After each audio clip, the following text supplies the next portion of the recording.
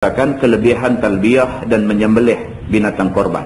Ketahuilah saudaraku, bermula kelebihan talbiyah dan menyembelih pada hari raya haji itu telah datang hadis yang menerangkan atas kelebihannya itu. Ada banyak kelebihan. Maka hadis-hadisnya itu telah dikeluarkan oleh Imam At-Tirmizi. Katanya an Abi Bakr As-Siddiq radhiyallahu anhu anna an-nabiy sallallahu alaihi wasallam su'ila ayyul haji afdal. Qala an-nabi sallallahu alaihi wasallam al-ajju wal-ajju. Maksudnya diriwayatkan dari seorang sahabat Nabi sallallahu alaihi wasallam yang masyhur lagi khalifah bagi Nabi sallallahu alaihi wasallam. Beliau ialah Abu Bakar As-Siddiq radhiyallahu anhu. Abu Bakar, dia kata seorang sahabat yang amat masyhur. Kan? Nabi SAW dengan Abu Bakar ni kita maklum betapa rapatnya Nabi dengan Sayyidina Abu Bakar ni. Nabi sahabat Abu Bakar dan Nabi juga adalah menantu kepada Sayyidina Abu Bakar As-Siddiq. Cukup punya rapat. Sehingga kan Nabi SAW kata, kalau sekiranya Allah mengizinkan aku mengambil kekasih daripada kalangan orang lelaki-lelaki, lattakhadtu Aba Bakrin khalilah. Nabi kata aku tak ambil orang lain lah. Pasti aku ambil Abu Bakar menjadi kekasih aku. Sayyidina Abu Bakar As-Siddiq meriwayatkan hadis ini. Ditanya orang akan Nabi SAW, apakah haji yang afdal daripada segala haji ya Rasulullah? Sabda Nabi SAW, bermula haji yang afdal itu ialah haji yang diangkatkan suara talbiyah padanya dan juga menumpahkan darah, menyembelih hadiah. Haji yang cukup cantik, Nabi kata, ialah haji yang apabila orang tu duk buat haji, mai masa disunatkan talbiyah, dia talbiyah sungguh-sungguh. Talbiyah dengan mengangkat suara. Labbaik Allahumma labbaik, labbaik la syarika laka labbaik. Dia bersungguh-sungguh dalam talbiyah. Maka bersungguh-sungguh dalam talbiyah itu menjadi salah satu ciri dia mendapat haji yang baik. Jangan buat pasal tentang ada orang dia malu apa tak? Dia malu nak talbiyah tu, dia malu. Kan? Kita sampai di Jeddah, kita dah niat ihram di atas kapal terbang. Bila kita masuk kawasan miqat, dia buat pengumuman, kita sedang melalui kawasan miqat, sila niat ihram. Daripada kita niat ihram tu, kita dah disunatkan bertalbiyah. Dah sampai di Jeddah, daripada Jeddah naik bas nak menuju ke Mekah tu, perjalanan nak menuju ke Mekah tu sunat kita bertalbiyah. Bukan semua orang duk talbiyah atas bas ni. Yang ramai ni satu macam yang duk menyorok, buat mulut saja suara tak bunyi. Malu apa betul? Kan? Dia jadi macam tu. Dan ada pula setengah-setengah rombongan atas bas tu mula terah, lepas tu pakat-pakat tengah. Dia terah mula, ada dalam 10-15 minit tu terah labbaik Allahumma labbaik. Habis 15 minit kata lagu pakat tak bunyi macam tu. Hak tekong duduk terah tadi pun tengok lena dah depan. Dia ada tekong seorang atas bas. Lena bila saya tu. Saya tu lena, timbalan tekong pun tak apa dia kata. Jadi sayanglah. Sedangkan talbiyah ini adalah menjadi satu ciri yang boleh menyebabkan haji yang kita buat tu menjadi haji yang baik, mengikut kata Nabi SAW. Begitu. Dan juga salah satu lagi ciri yang boleh menyebabkan haji kita ni haji yang baik ialah kita menumpahkan darah, menyembelih hadiah. Ini biasanya di Mina lah. Kita bayar duit awal-awal di Mina buat sembelihan sebagai hadiah. Lebih baik lagi kita pergi ke tempat binatang ni, dia ada tempat dekat dengan Mina tu, kita pergi di situ, kita sendiri pilih binatang mana kita nak dan sembelih. Lebih baik daripada pakai bagi duit situ aja. Tentang sedar. Masyarakat kita lah ni dia nak mudah buat ibadat korban raya haji. Orang lah ada duit, dia kira dia masuk korban aja, dia tak tengok pun orang sembelih. Semua pakai wakil aja. Dia kata dia bagi duit, wakil lah. Tak apa, ni wakil kat mak lah, ni wakil kat ayah lah, tolong buat. Dia pakai wakil aja. Sedangkan yang afdalnya ialah kita berada di tempat sembelihan tu. yang afdalnya kita ada di situ, kita tengok bagaimana sembelihan itu dijalankan, kemudian yang afdalnya kita sendiri turut sama melapah ambil daging tu pergi cari orang miskin bagi dan sebagainya, itu yang dikatakan korban. Tapi orang lah ni dia jenis ambil duit pergi lah, tak apa, puasa yang niat lah, mau senang, semua mau senang, ibu haji pun mau senang, apa semua mau senang, semayang pun mau senang. Dia boleh tak main masjid, mengaji, kuliah bulanan semata-mata kerana alasan orang ramai. Dia tak selesa, dia kata. Duduk dengar lah. Dia kata, saya bukan apa, dia kata, saya tak boleh ramai-ramai, saya lemah. Dia nak mengaji dengan siapa? Dia kata, saya tak boleh, saya ramai-ramai, saya lemah.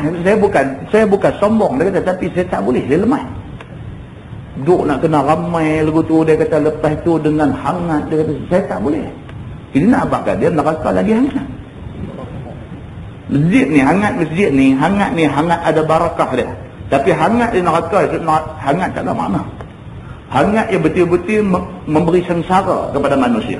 Kalau sedikit hangat yang ada barakah ini kita tak mau, adakah kita mau hangat yang membawa sengsara? Tak ada benda baik dalam dunia ni yang kita boleh dapat senang. Mutiara yang berharga tu, manusia terpaksa selam ke dasar lautan dalam nak dapat sebiji mutiara. Pasal apa? Pasal mutiara ni satu benda berharga, maka nak dapat dia bukan boleh kutip tepi jalan. Dia nak kena selam lautan dalam, sabung nyawa. Belum tentu kita selam tu kita boleh naik dengan selamat dan di tangan ada sebiji mutiara. Tapi manusia nak dapat benda ni kerana mahal dia, manusia sanggup sabung nyawa, selam dia nak cari benda ni. Kalau mutiara itu mahal, iman lebih mahal lagi. Mutiara satu gedung pun tak boleh nak tebus diri kita kalau kita kena masuk neraka.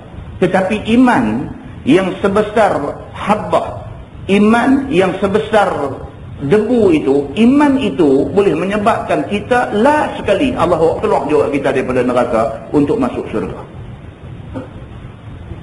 Iman tak boleh diperolehi dengan sekadar meminta-minta, tetapi iman mesti didahului dengan mujahadah.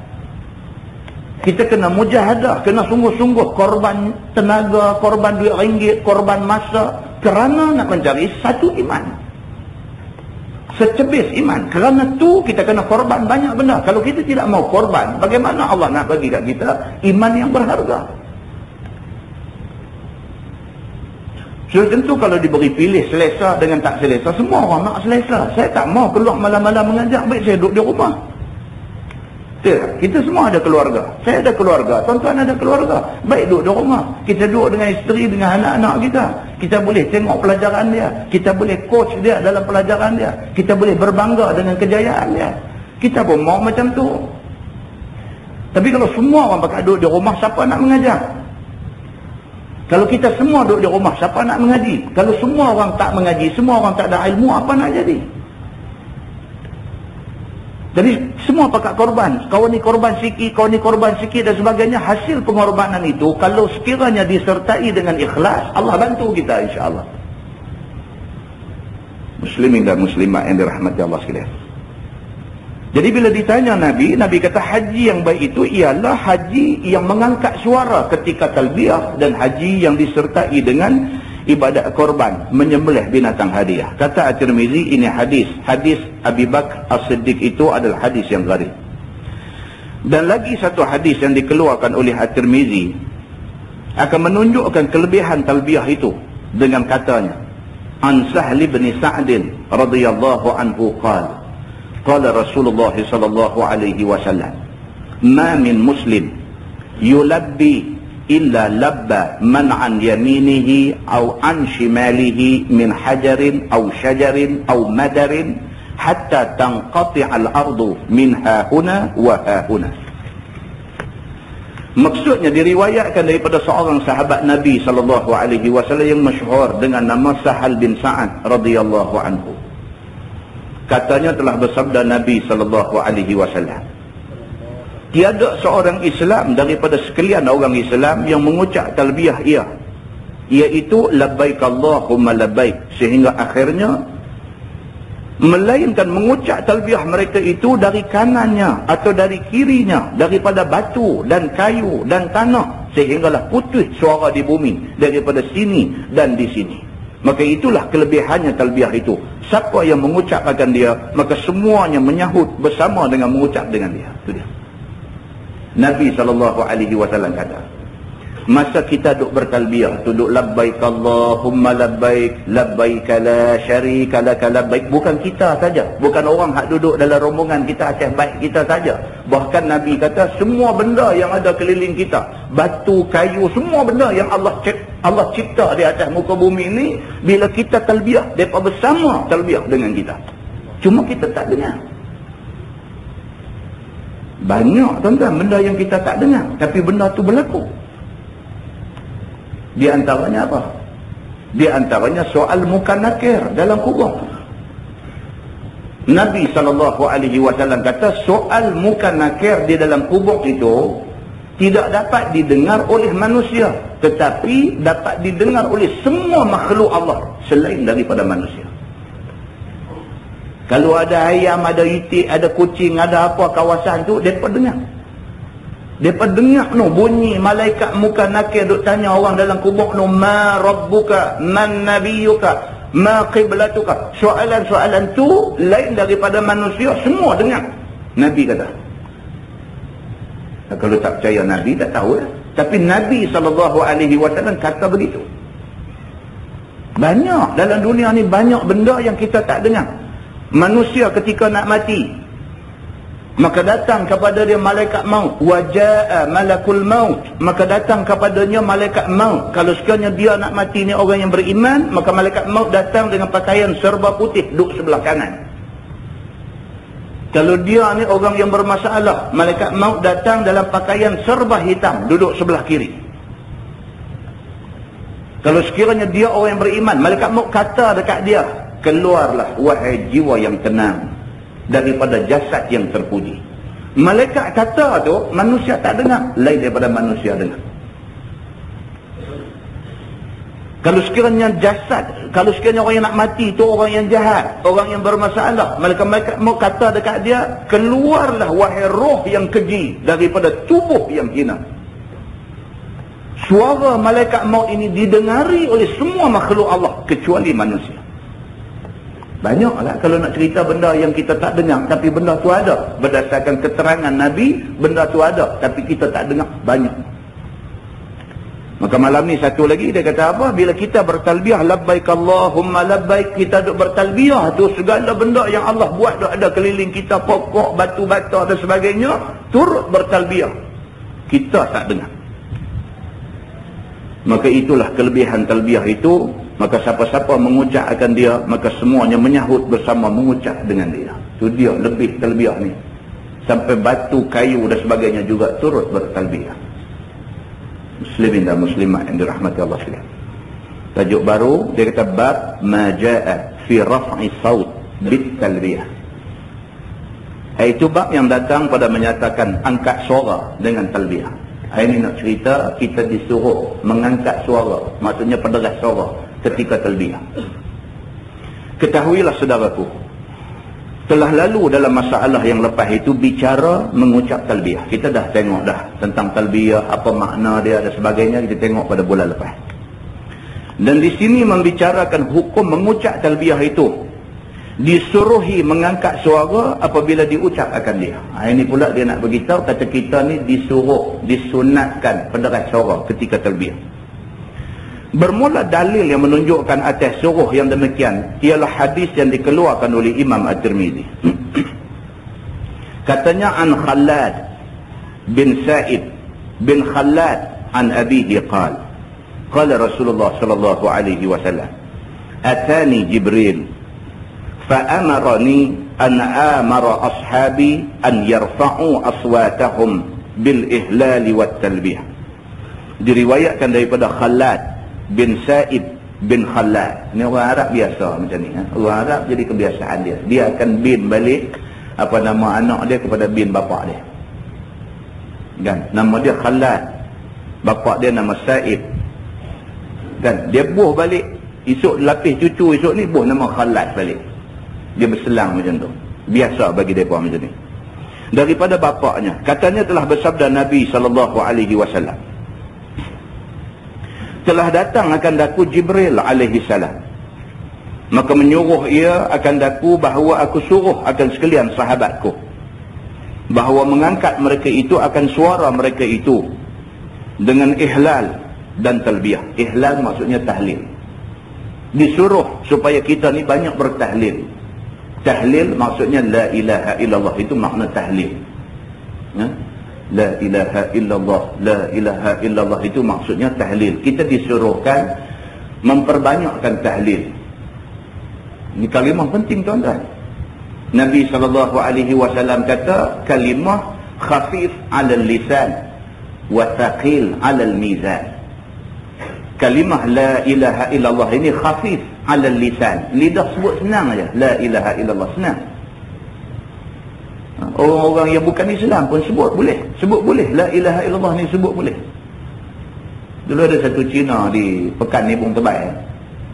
Cina kedai basikal.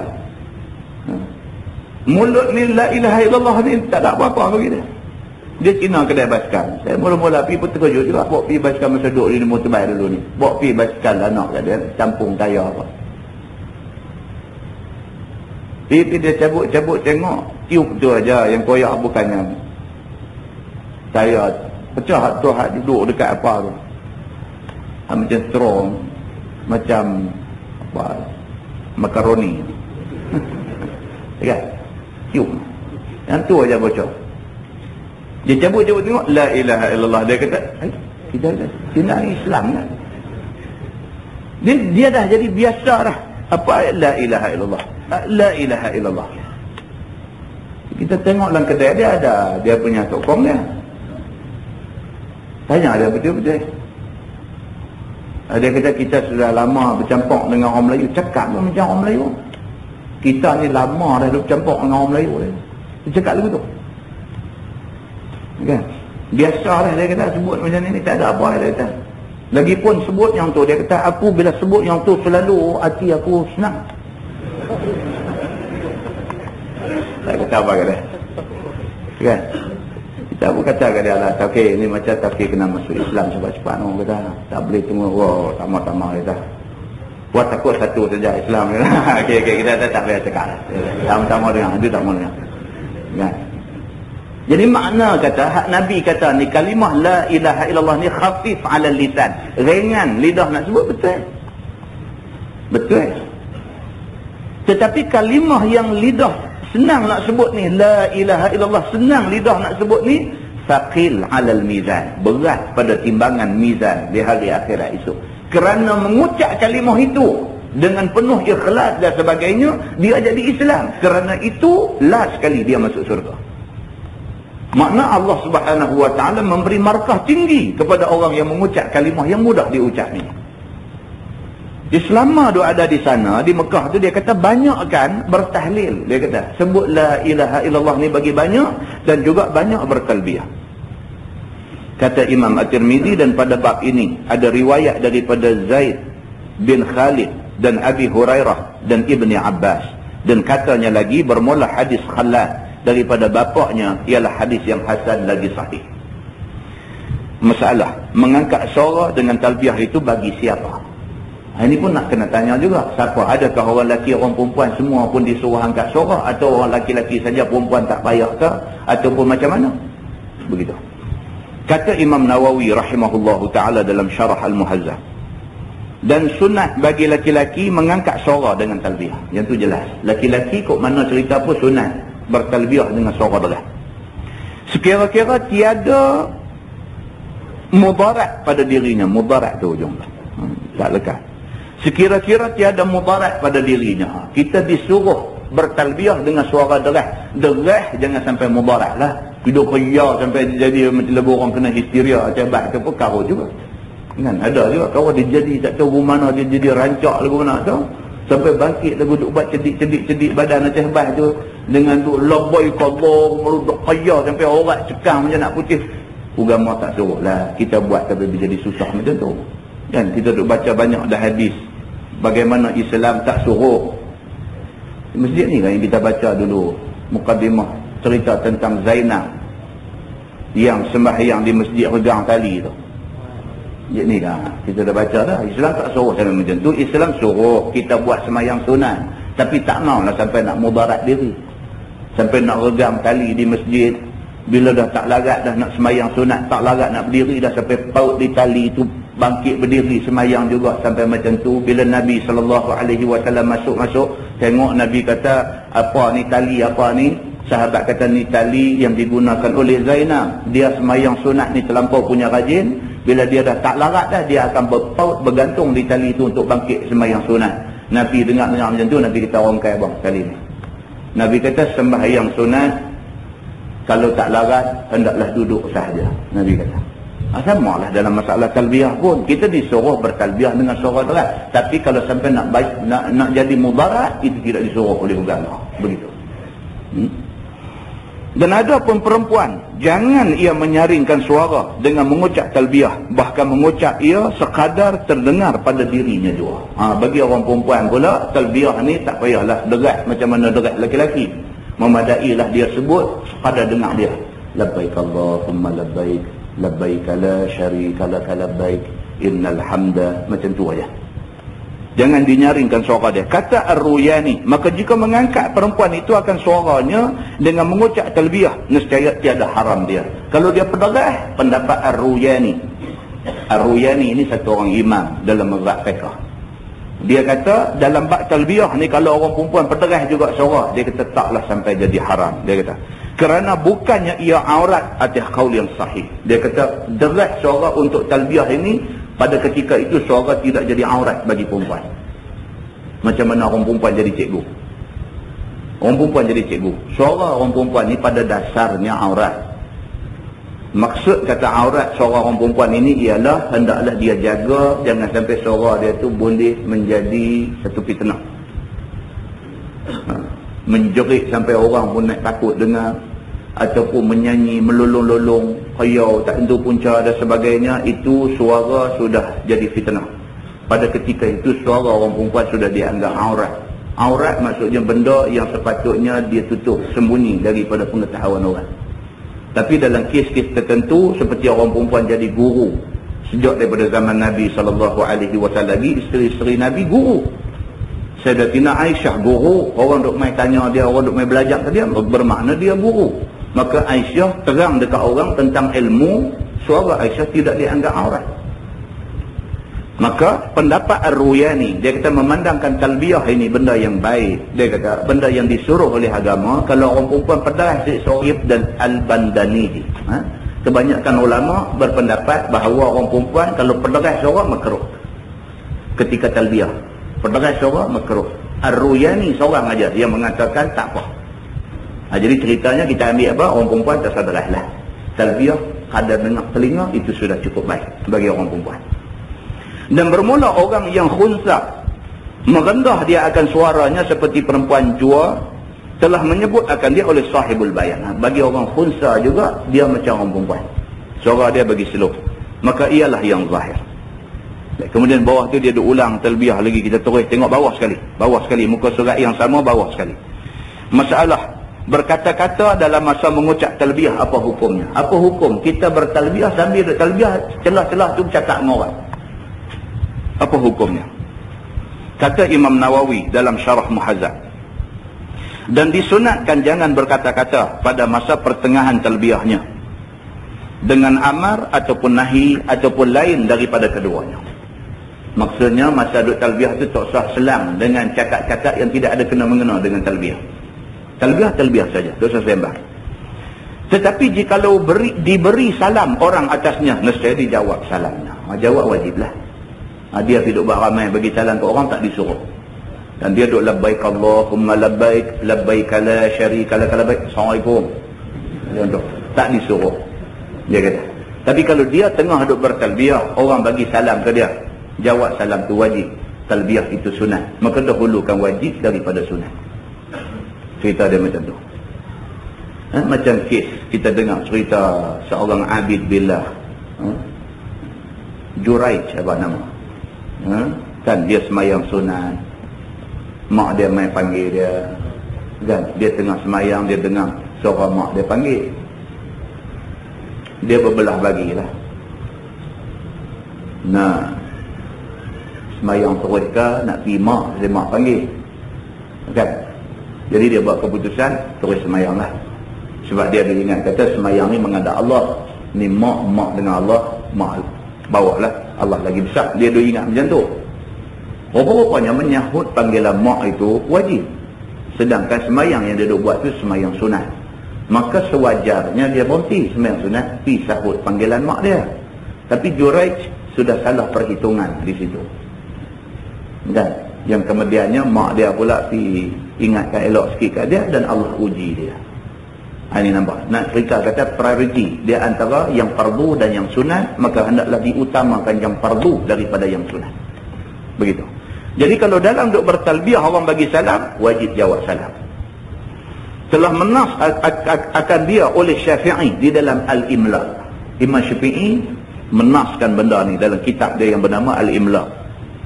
Dan menurut akan dia oleh Al-Ashab, dan makruh memberi salam atasnya pada masa talbiyah ni. Bila bagi salam ke orang ni makruh. Sama macam kita duduk dalam khutbah jemaah ni. Kan? Tak disuruh lah kita bagi salam ke orang. Kita main lambat. Khatib tengah duduk khutbah dah. Kita main masuk-masuk sembahyang sunat tahiyat masjid 2 rakaat. Habis Assalamualaikum warahmatullahi, Assalamualaikum warahmatullahi. Salam dengan kawan sebelah, Assalamualaikum.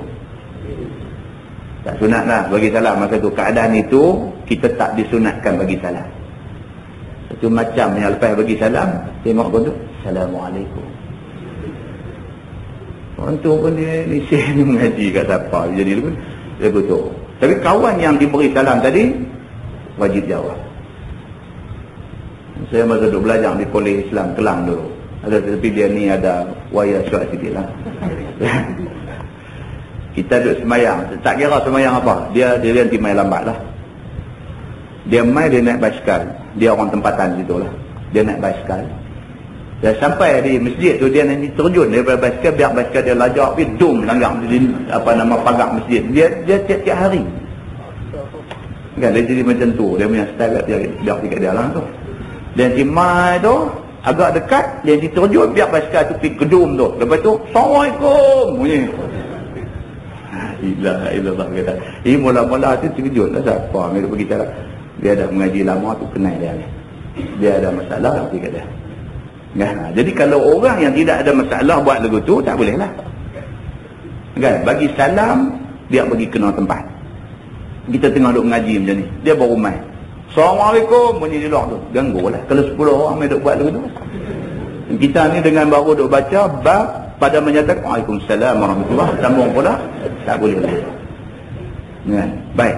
Jadi dia kata masalah talbiyah dengan bahasa lain daripada bahasa Arab apa hukumnya? Ini tak payah baca lah. Kita tak buat benda-benda lagu ni. Kan?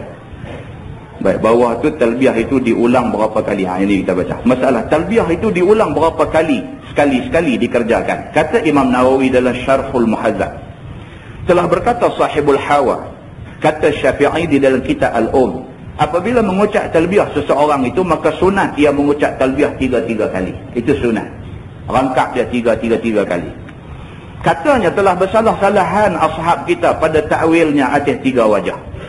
Yang pertama, mengulang-ulang perkataan labbaik 3 kali. Ini satu pendapat ulama. Yang dikatakan ulang 3 kali itu dia kata labbaik, labbaik, labbaik Allahumma labbaik. Labbaik tu ulang 3 kali, hak lain sekali. Itu satu pendapat. Pendapat yang kedua, dia kata mengulang-ulang perkataan labbaik Allahumma labbaik 3 kali. Cakap tu. Labbaik Allahumma labbaik, labbaik Allahumma labbaik, labbaik Allahumma labbaik, labbaik la syarika lak labbaik, baru sambung. Pendapat yang ketiga, dia kata mengulang sekalian talbiyah itu 3 kali. Dia kata labbaik Allahumma labbaik, labbaik la syarika lak labbaik, innal hamda sampai habis baru kira sekali. Ulang lagi sekali 2 kali, ulang lagi sekali 3 kali. Start pada awal sampai habis kira sekali, awal sampai habis kira sekali, awal sampai habis kira sekali. Begitu. Kata Imam Nawawi, yang ketiga itu ialah yang sahih ataupun yang betul. Bukan labbaik, labbaik, labbaik. Kata awal. Dia ni gagal kan? Jadi duduk labbaik, labbaik tak boleh nak pergi. Anda biasa dengar sembahyang raya, Kawan ni dia punya praktis semalam, esok nak sembahyang raya, malam ni dia punya duk praktis takbir raya ni. Esok main awal duduk depan lah, kira duk parti mikrofon bila nak main kat dia. Ada orang macam ni, ada kan. Dia tak pernah, ni first time dia nak takbir raya di masjid ni. Jadi duk usah mikrofon tu agak dan pun. Tengok jam dan lagi lepas sembahyang 8.30, main pelan tu kan. Dapat kat dia pegang. Kan Allahu Akbar, Allahu Akbar, Allahu Akbar. Okey, main tang mana. Sedekah wa'dah dia jumpa punca. Sedekah wa'dah dua wak dia tak boleh pergi. Ada berita jadilah kan. Jadi dia bila dia dah sangkut lugu tu, tak tahu siapa pergi duk tolong pembetul, duk tolak, dia tak boleh pergi lah. Dia duduk wak. Lalu orang ambil mikrofon pada dia, tak apa, hang rehat dah, kawan lain sambung. Kan? Habis-habis dia kata, aku taubat tak pergi dah takbir raya. Pertama kali nak try pergi jadi macam tu kan. Malu ke orang lah. Biasalah pengalaman masing-masing. Baik, kemudian dia masuk tajuk bab ma jaa fil irtisal 'inda al-ihram. Nak cerita tentang sunat mandi ketika ihram. Yang ni kita dah baca dah awal-awal bab dulu, kita langkah. Dia kadang-kadang dia berulang tajuk yang sama. Tuan-tuan tengok muka surat 71. 71. Bawah tu dia tulis bab ma jaa fima la yajuzu lil muhrim labsu. Yang ni penting. Bab ni penting. Bab ma jaa fima la yajuzu lil muhrim. Ini kita nak sebut. Muhrim maksudnya apa? Orang yang di dalam ihram. Tapi kita dalam masyarakat kita kata ni muhrim saya. Ni abang saya, dia adalah muhrim saya. Abang kita bukan duduk dalam ihram. Dia duduk di tanah liat, dia tak duduk dalam ihram. Ihram tu nanti pergi sana baru duduk dalam ihram. Jadi kenapa betul yang ni? Muhrim maksudnya orang yang dalam ihram. Yang kata orang yang haram kahwin ni, bapak kita, abang apa semua ni, yang ni dia panggil mahram. Mahram, bukan muhrim, mahram. Begitu. Di sini ni muhrim bab ma jaa fima la yajuzu lil muhrim labsu. Itu bab yang datang pada menyatakan hadis yang membicarakan barang yang tiada harus bagi orang yang ihram memakainya. Yang ni penting tuan-tuan. Kita duduk dalam ihram, apa benda yang menjadi larangan kita? Penting. Ada yang pergi sana buat haji ifrad. Jadi sampai-sampai tu duduk dalam ihram lah. Lepas tu dia main dengan sakit kepala, dengan pening kepala, dengan apa, dia duduk jadi raplah. Ni nak pakai minyak cat kapak boleh tak boleh? Kita duduk dalam ihram. Ini pun jadi masalah. Walaupun benda tu kita kata kecil, tapi bagi setengah orang besar. Dia buat haji ifrad, dia duduk dalam ihram. Lah ni dia pening kepala, dia sakit kepala, dia nak pakai minyak kapak boleh tak boleh? Yang dia tahu pakai wangi-wangian tak boleh bagi orang yang dalam ihram.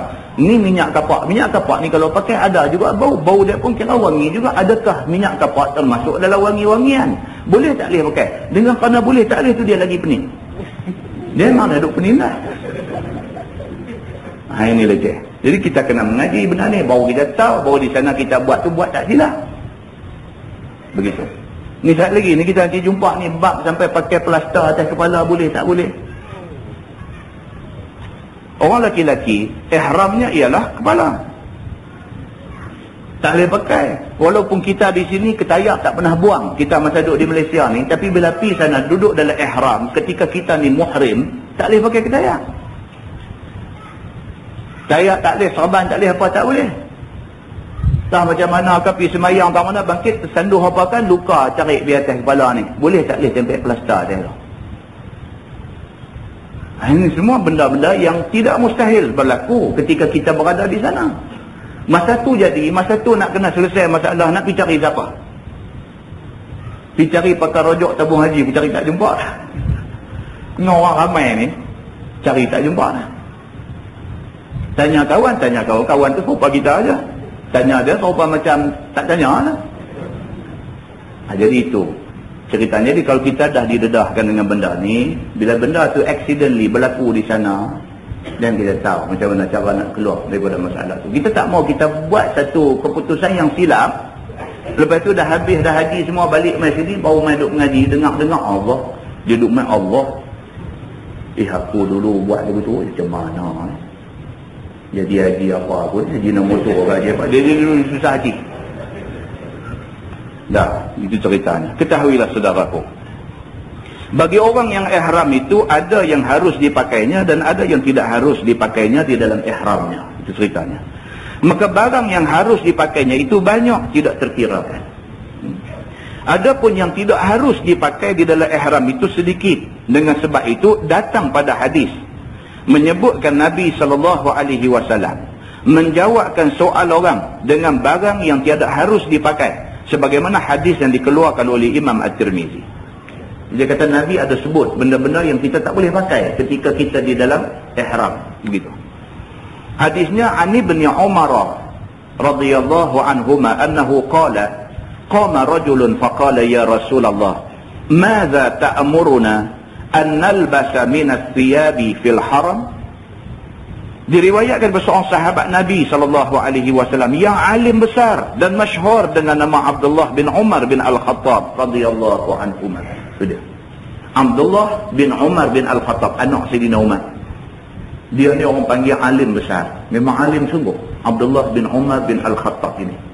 Dialah yang ditugaskan oleh bapak dia pada pagi bapak dia nak meninggal dunia, untuk lari di rumah Aisyah. Tuan-tuan tahu cerita Sayyidina Umar, dia mati akibat daripada ditikam ketika nak sembahyang subuh. Sayyidina Umar Al-Khattab. Dah elok dah, sawu sufu fakum suruh orang berbetis sah apa semua, tiba-tiba meluru main daripada belakang ni satu orang yang diupah dengan pisau dah ada di tangan, bagi atas belakang dia, cap cap cap kena. Sayyidina Umar rebah bila dia kena tikam. Sahabat yang duduk belakang dia pangku dia, darah merambu di mihrab masjid. Dalam keadaan macam tu Sayyidina Umar dan kata, dia kata pergi tangkap anjing. Dia panggil anjing ke kawan tikam dia, pergi tangkap anjing dia. Dan sebahagian sahabat pergi hambat dah akhirnya dapat kawan tu. Dalam keadaan sakit kena tikam, Sayyidina Umar Al-Khattab ni yang kata sahabat Nabi, Sayyidina Umar Al-Khattab dalam keadaan sakit kena tikam tu, panggil anak dia ni, riwayat hadis ni, Abdullah bin Umar bin Al-Khattab, panggil ya Abdullah. Dia kata, "Mai sini Ustaz. Tolong Ustaz lari pergi rumah Aisyah, isteri Nabi." Dia kata. Pergi minta izin dekat dia. Kalaulah boleh, aku nak supaya mayat aku dikebumikan di sebelah kekasih aku Rasulullah. Itu dia tuan-tuan, sahabat Nabi. Dekat nak mati ni, sayang dekat Nabi tu tak hilang daripada ingatan. Tolong Ustaz, dia kata pergi dekat Aisyah, tanya dia kalau aku mati boleh tak boleh mayat aku dikebumikan sebelah kekasih aku Rasulullah SAW. Abdullah dengar tu lari pergi rumah Aisyah pagi-pagi buta ni, subuh ni, panggil Aisyah sebelah aja, sebelah masjid. "Wahai Aisyah, bapa aku baru kena tikam. Dia tanya kamu boleh tak boleh kalau dia mati simpan dia sebelah Rasulullah." Aisyah kata apa? Aisyah kata sebenarnya aku mengidam tempat tu untuk dijadikan tempat aku. Aisyah kata. Sebab Rasulullah, sebelah Rasulullah Sayyidina Abu Bakar As-Siddiq, bapa Aisyah. Aisyah bercita-cita sangatlah kalau boleh dia dikebumikan sama dengan suami dia, sama dengan bapa dia. Tetapi dia kata, Aisyah kata oleh kerana yang minta ini Umar. Dia kata, Umar sahabat baik Rasulullah, sahabat baik suami aku, sahabat baik bapa aku bagi tempat tu dekat dia. Dan kemudiannya Umar dikebumikan dekat dengan Rasulullah. Ini anak Sayyidina Umar Al-Khattab ini dipanggil alim besar. Dan dia salah seorang yang diiktiraf oleh Nabi. Nabi kata kalau siapa tidak faham tentang tafsir Quran, tanya dua orang. Nabi kata, yang pertama Ibnu Mas'ud dan yang kedua Ibnu Umar. Nabi iktiraf depa ni. Kalau tanya depa ni, kalau depa tafsir Quran tu, itu tafsiran tepat. Nabi kata. Muslimin dan muslimat yang dirahmati Allah sekalian. Bahawasanya berkata ia, telah berdiri seorang laki-laki. Ia hendak bertanyakan apa-apakah pakaian yang harus dipakai oleh orang yang di dalam ihram. Abdullah anak Sayyidina Umar Al-Khattab ini, dia kata satu hari mai satu orang laki-laki depan Nabi, terus tanya Nabi, "Ya Rasulullah, apakah pakaian yang tak boleh dipakai oleh orang yang di dalam ihram?" Tanya Nabi begitu.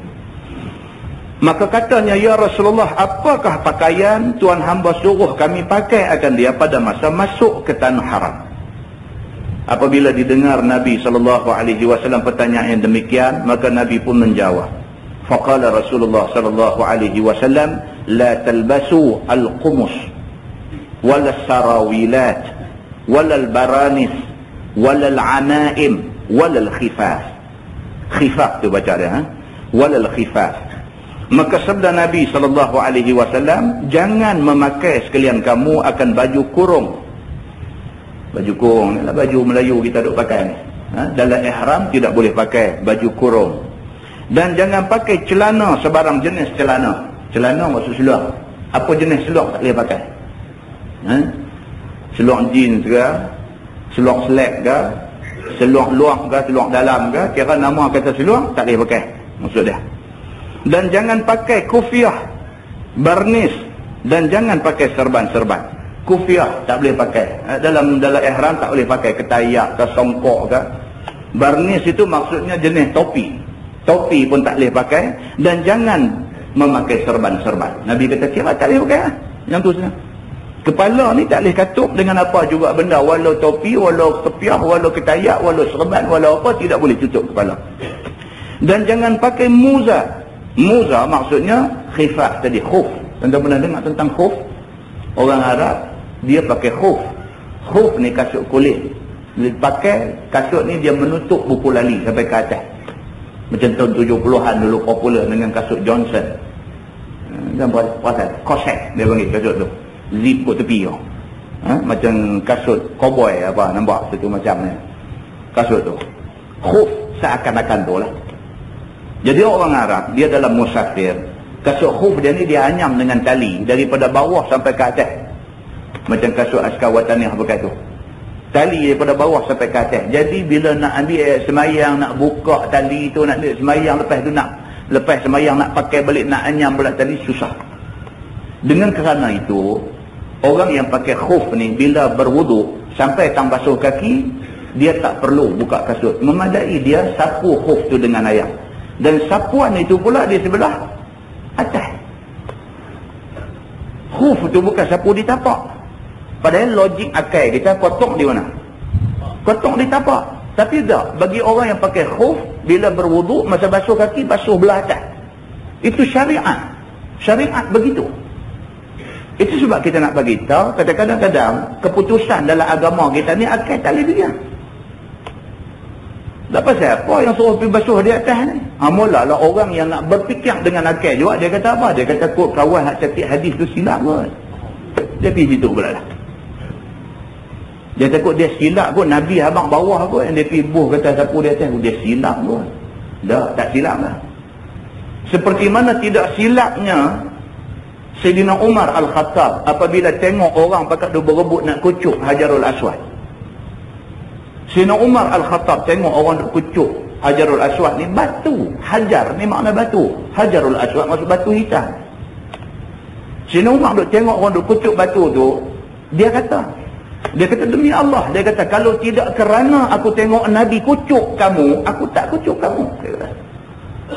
Nah, abang kata itu ibadah ubudiyah. Itu ibadat yang menuntut kita mengabdi diri. Tak boleh tanya. Tak boleh kita tanya pasal apa istimewa batu ni sampai kita nak kena cium dia. Tak boleh tanya. Pasal apa? Pasal Nabi kucuk dia, bermakna itu syariat.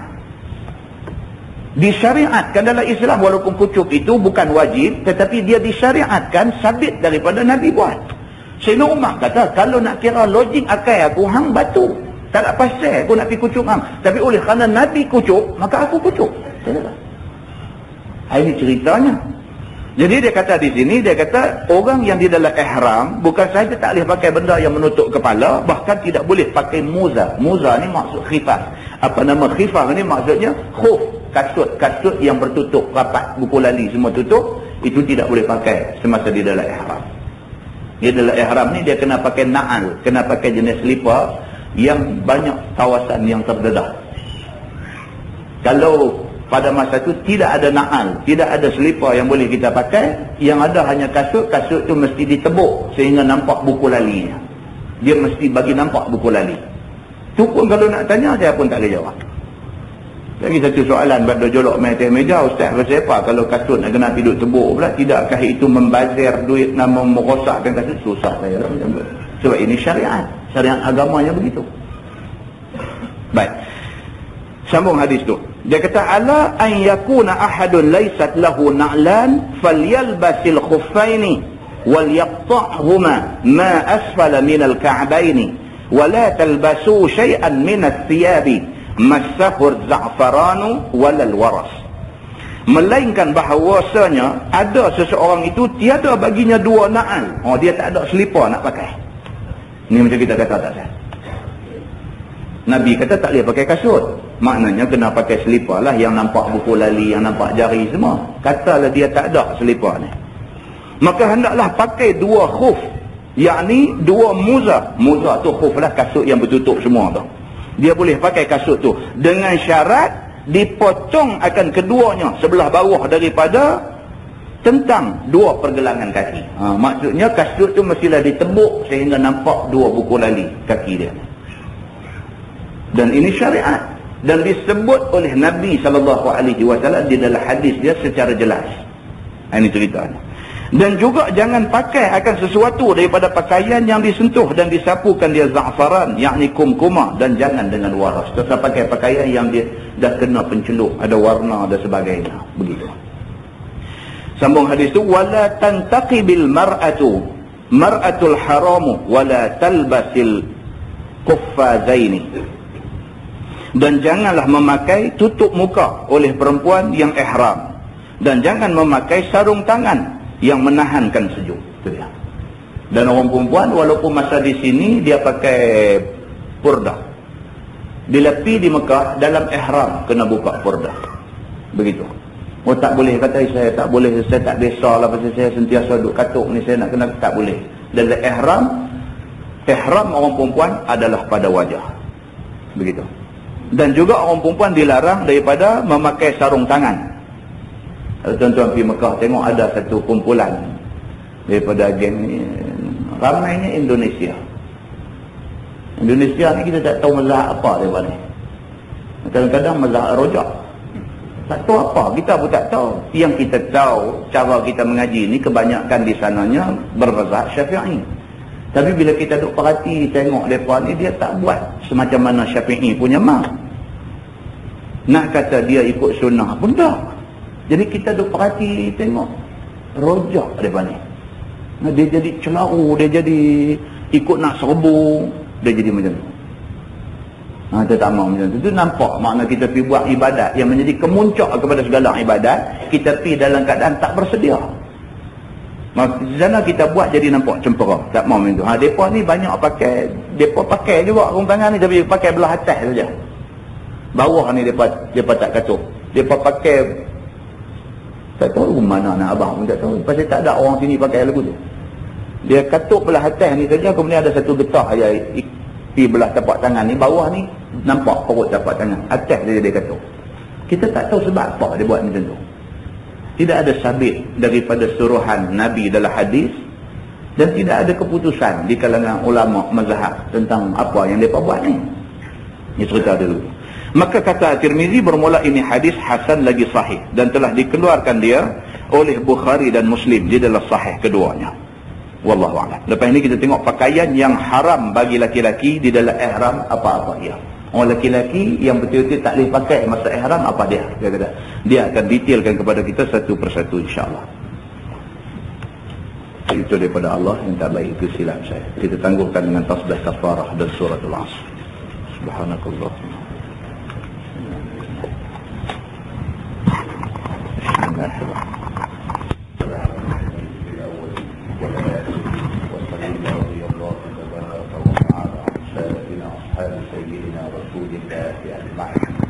Bismillahirrahmanirrahim. Alhamdulillah rabbil alamin, hamdan yuwaffi ni'amahu wa yukammil. Ya Rabbana lakal hamdu kama yanbaghi li jalali wajhika wa 'azimi sultanik. Radina billahi rabban wa bil islam dinan wa bi Muhammadin nabiyyan wa rasulan. Allahumma iftah 'alaina futuhal 'arifin warzuqna fahman nabiyyin bi jahi khatamil mursalin. Allahumma faqihna fid din وعلمنا التأويل واهدنا صراطك المستقيم. اللهم أرنا الحق حقا وارزقنا اتباعه وأرنا الباطل باطلا وارزقنا اجتنابه. اللهم اجعل جمعنا جمعا مرحوما وتفرقنا من بعده تفرقا معصوما. وصلى الله على محمد وعلى آله وصحبه وسلم والحمد لله رب العالمين. السلام عليكم.